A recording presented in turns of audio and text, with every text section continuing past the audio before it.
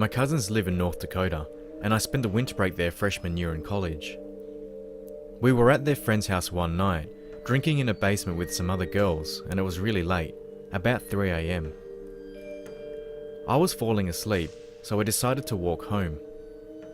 They live in a desolate area with lots of snow, and it gets really cold, especially at night, but the houses weren't too far apart, and when the moon is out, it seems light out. The path we always take is straight behind the house through some wooded areas, then more open land, and I was shuffling home through the snow with my head down. I look up, and to the left, my 10 o'clock, probably about 75 yards away, is another figure walking in the opposite direction. I saw him a split second before he saw me, and when he did, he kinda jerked his arms and shoulders up a little, obviously startled from the sight of me as I was with him. I laughed out loud for some reason, just from the shock or something, and gave him a little wave like, "Oh, you startled me, sorry." He just stood there and stared at me. I thought he was going to say something for a second, and so I stopped just looking at him. He had a full face ski mask on, and I could tell it was a dude because he was really tall. But he didn't say anything, so what felt like forever, it's just me and some stranger in a ski mask looking at each other in the desolate woods. Mind you, this is in the middle of winter at 3 AM. A huge chill went up my spine, and a voice said, "You need to get the fuck out of here right now." I turned and started walking as fast as I could home. I've never been that scared in my life. I was a little drunk and stoned, but most of all, very paranoid. I imagined me walking home from the opposite perspective, and the man is running up from behind me with an axe. So I literally just screamed and started sprinting as fast as I could all the way home, thinking that this guy could easily follow my tracks in the snow, and I'm gonna get murdered.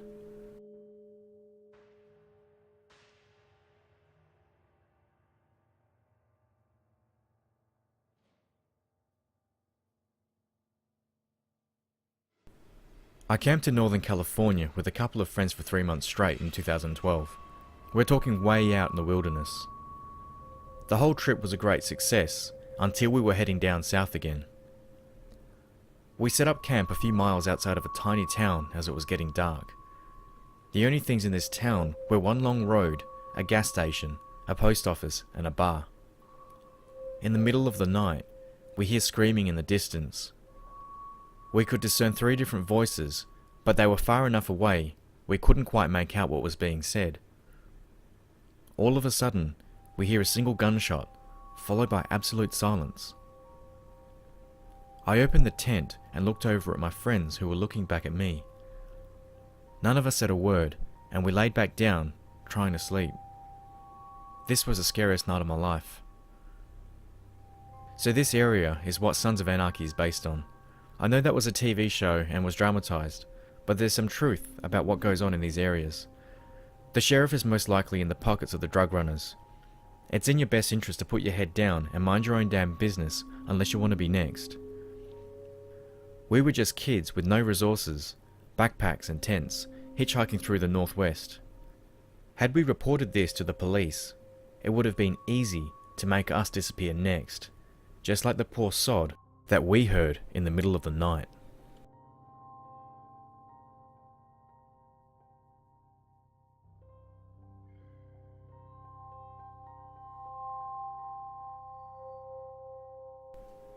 A trailer like backpacking in an isolated area of Pennsylvania was the setting for this odd encounter.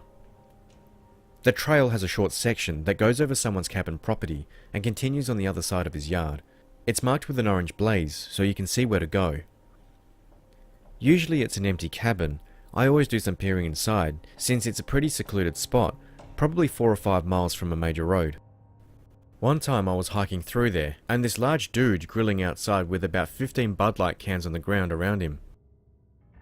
I distinctly remember him saying, "Keep it moving, no food here," which I thought was funny since I didn't say anything about needing food. Fast forward the following year, and I decide to take my sister, my wife, and a best friend on a trip that takes us through this very spot. As we're walking up on it, I see the dude there, and again he's grilling. Now I've hiked this trail 100 times, and this is only the second time I've seen him. Beer cans everywhere.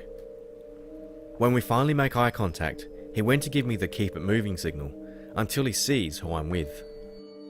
Now the girls I'm with are quite attractive, so all of a sudden, I'm nervous. He now asks us to stay for dinner and says he has plenty of extra food. I tell him no, we're good, and just trying to enjoy the trail away from the comforts of home. He gets weirdly pushy about us staying, so I firmly say no again, and this time reiterate that we're just passing through. Then I hear the dude mumble to himself as we continue past his house. This is where things start to get weird. There's a prominent camping spot not too far from this section of trail, and to me it was getting late. I wanted to keep going because I didn't want to camp near this asshole. The consensus is everyone's pretty tired, so we set up camp, but I'm nervous the whole time, thinking that this drunk dude knows there are 3 women in camping tents near his cabin. I never got nervous around folk I see on the trail because everyone's usually pretty nice and wonderful to talk to. This guy, however, made me feel a bit off. Fast forward to the middle of the night, and sure enough, I hear someone on the trail outside the tent. Fucking wonderful. I'm just praying it's a bear at this point, but I hear mumbling and I realize it's that dude again. He's now in our camp and going through our shit, and no doubt he's pissed drunk. Fuck. I know I have a blowhorn in my pack that I use to scare off animals should I encounter any, and this guy being not too far off one, I decide it's a good idea to go get it. I unzip the tent slowly and roll out.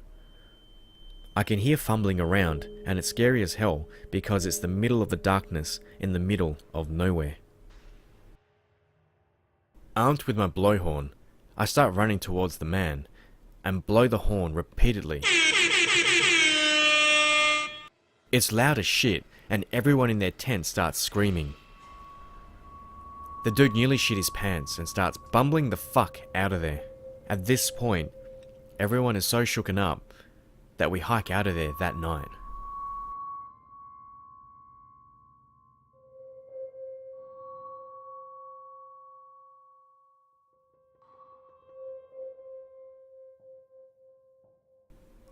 I used to often spend my summers bouldering with my friends by a relatively large forest that was about an hour and a half away from where I used to live. We used to spend some of the nights camping out there just to save some travel costs and time. I think this was like roughly the 3rd or 4th time we were out there camping. My friend had left all her climbing gear and a rucksack just outside her tent. The next morning, we found her boots, a few clothes, and her chalk powder had disappeared. We figured that it could have been completely feasible that she misplaced it, although we were pretty sure it was next to her tent. We didn't read too much into this and stupidly said to ourselves that perhaps she left it by the boulders and some animal took an interest to it. I know it sounds stupid, but it was very reasonable to us at the time. Anyway, fast forward a year, we're at the same usual spot, sitting by the tents and chilling after having some food. Mind you, it's pitch black out, and only the camp area is lit by fire. I go somewhere a bit out of sight for a slash, and what do I see? A man in a full-on ghillie suit, just laying on his stomach and looking right towards our campsite. I stood there frozen as this dude clocks that I've seen him, and he just bolts out of there. I don't know whether the event to the year prior was related to the ghillie guy, but this definitely has stuck to all of us, and we haven't been back there since.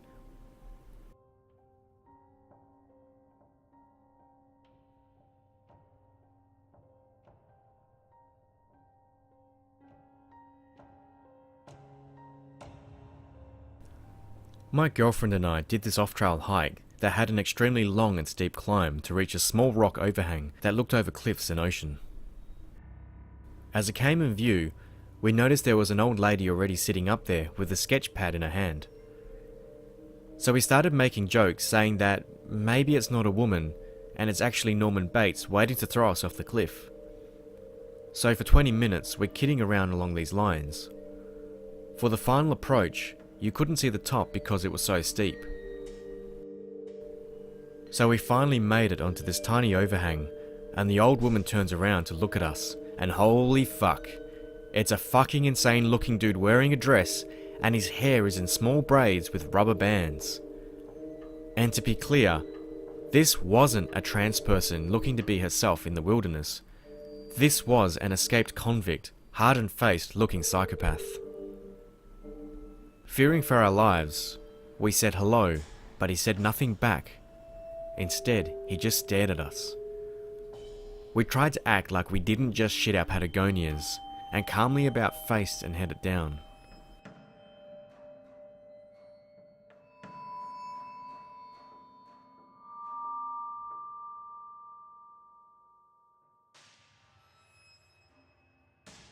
So my boyfriend, our dog and I went camping up this Forest Service road in British Columbia, Canada that I've gone to well over 20 times before.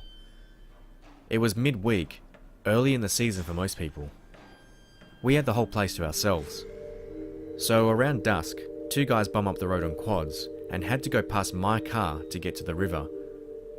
We didn't think anything of it, and about an hour later, one of the guys left.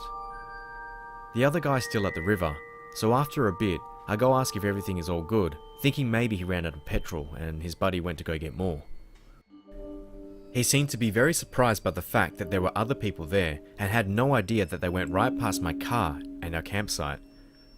Apparently his quad was fine, so I headed back to our site. So later on, we're peacefully making dinner and hear yelling over the sounds of the river. Both of us thought it was odd, but hey, people can be weird. He's yelling things like, "Fuck you, you've ruined my life," and other unintelligible angriness. About an hour of this, we're wondering what the deal was. It's full dark, we've got the campfire going strong, and the guy fires up his quad.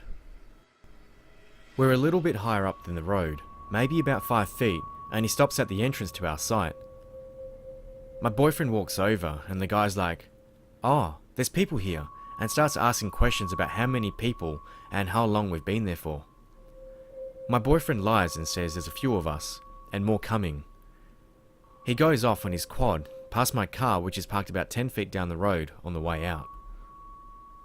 About 10 minutes later, he comes back, past the car, past our site, and has more strong words with the river. Another half hour of yelling, and he gets back on his quad, goes to drive back out, and stops right near my car. We're definitely weirded out at this point, and didn't want my car trashed. My boyfriend takes the hatchet and goes to get something out of the car, as a cover to see what was really going on. The guy is once again surprised by our presence, and leaves one more time. Not 20 minutes go by, and he's back. It's about 11 PM now. We're drinking, but now are stone cold sober. The guy stops his quad just below the campsite again. We pretend to ignore his presence and go on with our conversation. I've got 911 dialed on my phone, a hatchet beside my chair, and my hunting knife in my lap, just about to press send when he goes to leave again. I call the police anyway and let them know what's been going on, in case they found 2 murdered bodies. The guy comes back 2 more times and finally left for good around 2 AM. I don't think we got any sleep that night. I've never been so unnerved in my life, and I do a decent amount of solo camping. The next day, after leaving the camp, we heard from the police. There were 2 fresh murdered bodies by the river where the yelling was coming from.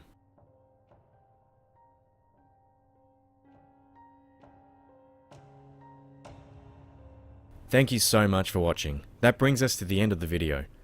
If you liked it, please give the video a thumbs up, and leave us a comment below